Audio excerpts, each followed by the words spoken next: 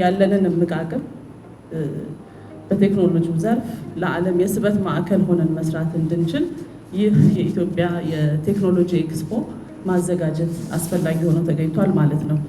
በዚህ ሂደትም የዲጂታል ትራንስፎርሜሽን ጉዟችን ስኬቱን ለዓለም አቀፍ ማህበረሰቡ የማስተዋወቅ ትስስሮችን እና ቅንጅቶችን የማጎልበት እንዲሁም በቴክኖሎጂው ዘርፍ የኢትዮጵያ መልካም ስምና ገጽታ ለመገንባት የሚያስችል ኤክስፖ ነው ማለት ነው።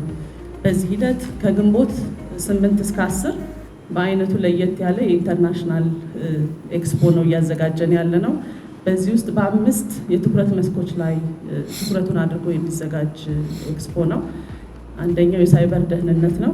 በሁለተኛነት የአርቲፊሻል ኢንተለጀንስን ማዕከል ያደረገ እንዲሁም የፋይናንስ ሴክተሩን በተለይ በፊንቴክ ዙሪያ ላይ ያጠነጠነና ሁላችንም እንደምናውቀው የስማርት ሲቲ አሁን ላይ አስፈላጊ ሆኖ በመገኘቱ ሌላኛው የትኩረት መስክ ደግሞ የስማርት ሲቲን አድርገናል ማለት ነው። በመጨረሻም እነዚህ ሁሉ ተግባራዊ የሚሆኑት የተማረ ቴክኖሎጂን መረዳት የሚችል ማህበረሰብ ሲኖር ስለሆነ በ5ኛው የትኩረት መስክ ደግሞ የቴክኖሎጂ ኤዱኬሽን ብለን የቴክኖሎጂ ትምህርትን መሰረት አድርገን ይዘናል ማለት ነው።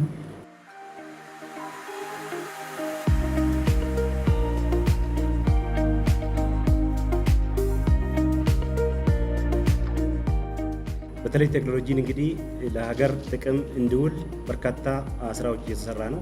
ይህ ስራ እንግዲህ በመንግስትም በግል ዘርፉ እየተሰራ ነው ያለው። በተለይ በግል ዘርፉ ከሄን በተለይ በፊንቴክ አካባቢ ያለው በኢኖቬሽንና ቴክኖሎጂ ላይ እየተሰራ ያለው በጣም በርካታ ስራዎች አሉ። በተመሳሳይ ደግሞ በመንግስት የቴክኖሎጂ ተቋማት ላይ እየሰሩ አሉ።